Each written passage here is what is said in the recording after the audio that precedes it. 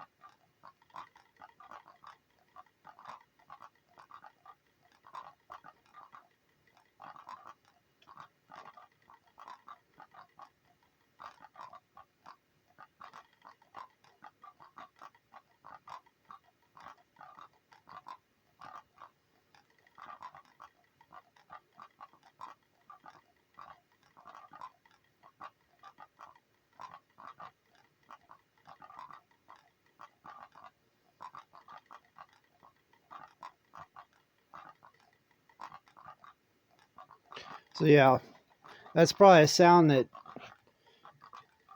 the majority of people in the world have never heard before. So now you've heard it. It's sort of a cross between raindrops and chirping frogs, maybe, in a pond. So what that is a gas escaping. There's hydrogen that escapes from these when they're being charged. Now, my last video, I was talking about doing a voltmeter. This is what I meant. This is 19.6. This is originally intended for a motorcycle, and it's a dual USB charger that's supposed to go from, I believe, 12 to 24 volts DC. So right now it's at 19.6.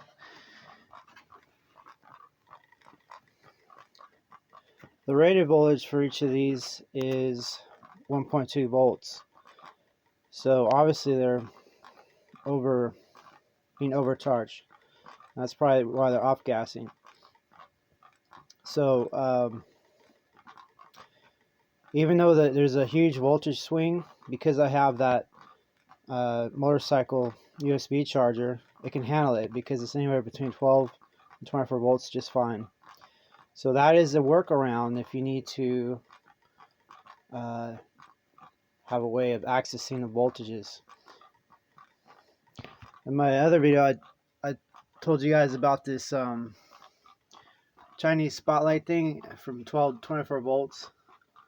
It's disconnected now. I only had alligator clips and they're done up not so good. But now I have USB. But that's not all. I want to show you something else.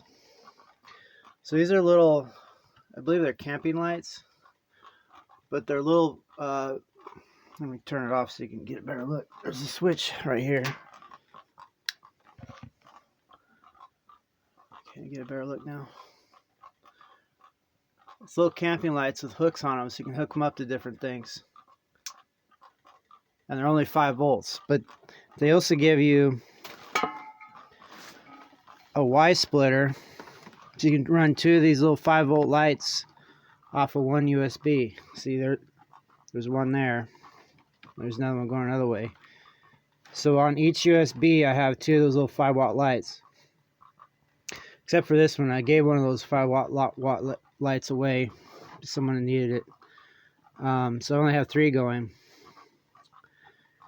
But I still have the 2 Y splitters. So that little buzz in the background here is one of these. It's a USB 5-volt bug attractor. The ultraviolet light attracts the bugs, and the fan sucks them down and drives them out and kills them. Looks like a little UFO. So those are all running off of this. So best I can tell, you can have 20 watts going through, no problem. This has been going for a couple days. And this has an on-off switch. Some of them don't. And the way I got it wired is a SAE connector that goes to ring terminals. If you can see that. Sorry, the light in here is not that great. So yeah. So that means if you have some oh, I was going to show you the charging. Let me show you the charging for the interior view. This has probably never been seen really good on the internet before, so you're in for a treat.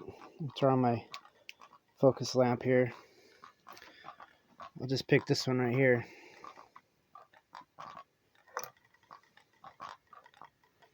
I'll take this, it's a headlamp. I'm going to take it off to the side so you can get in there and see.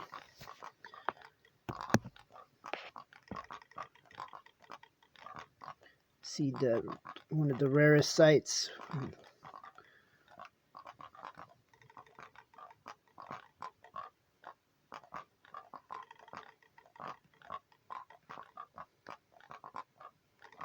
You see in there?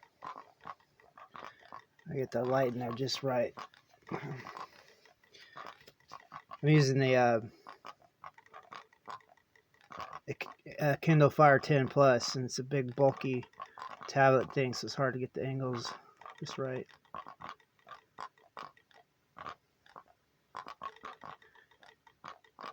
See that? So keep that shut.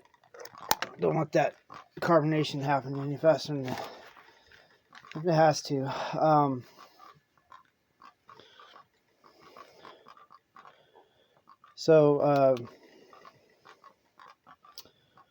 Anyway, there you go. That's a new thing for you to know about this. Now I have a book I made. I'm going to have a second edition in 2023. One person bought it out of, I don't know how many people saw that initial video. One person bought the book. Whoever that is, thank you. Get the paper back, because the digital one it didn't come out right. So yeah, what was I gonna say? So as you can see under there, there's two dry ones.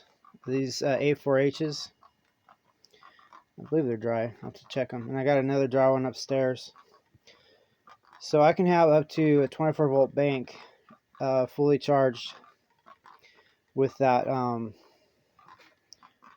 right there, and still be able to make USB voltages and things like that. What I was going to show you here. Get this headlamp back on. It's a little rough right now.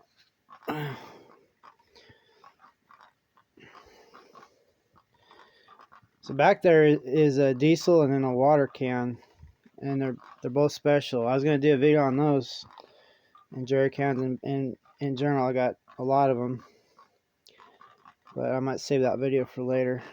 I can only put out so many videos per day, and plus, as you know, this is a very niche audience. It's a nice way of saying there isn't many viewers. So, all right, let me see.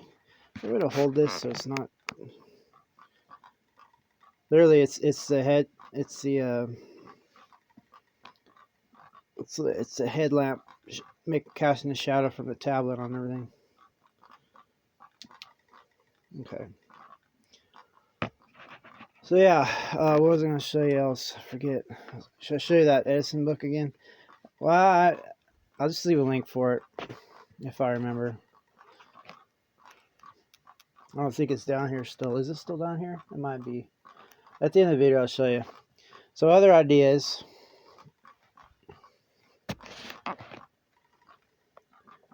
is this is a Walmart dirty sine wave inverter, modified sine wave, and it's fit to run incandescent lights off of, basically a couple other things, but no decent electronics off the 120 volt AC, because it's going to be modified sine wave or dirty sine wave, and I've screwed up electronics trying to use this type of inverter, so I'm not a fan of these, but it's small enough that this bank could probably handle it, and I could run a see right there, that's a what are they called, halogen lamp. That might run fine. That's an idea. So I'm gonna be playing around, and that's a cigarette lighter plug, so I gotta have a cigarette lighter outlet wired to that, so that's some extra things to do. And then that's the box from Walmart. If you're trying to replicate, there's also 2 USB ports. They'll probably be all right for clean DC. So yeah, I'm gonna keep this video short. Hold on, let me see if I can find that book right quick, because somebody probably is gonna be seeing this video and be like, "What book? I want to buy that book." Well, I hope so. I didn't make this book for my health. So there's a lot of questions about Edison batteries, and then this is the latest book that's been made about them. And what I did was I did about 10 years worth of research and put it in the book. So since I've published this, there's even enough material for another book about twice the size of this. But I'm not going to do it till 2023. I'm still doing, and so this is my first effort. So because of that, obviously I could individually cut these pages and blow them up. It was just kind of a spur of the moment thing. People were wanting a paperback version. I was getting them a digital copy. And it makes your eyes bleed to try to read all this digitally. It's better to have a paper copy, and you can write notes. So I'm already writing notes for the next edition. That's what some of this is in there. Some ideas. Well, another idea I need to write in here before I forget. One guy was asking me, where do you find these Edison batteries? I basically told him a couple places, including because they last so long, oftentimes the owners, there'll be farmsteads and things like ranches and agriculture and things like. There'll be an old farmer that knew about these, and they kept them in the barn ready to go for hard times. You know, the folks that lived through the Depression and stuff, they saved everything. And that's one source. You can, usually if you had some smart farmers, and then because they're so specialized, because this book isn't a bestseller, almost nobody in the world knows about them.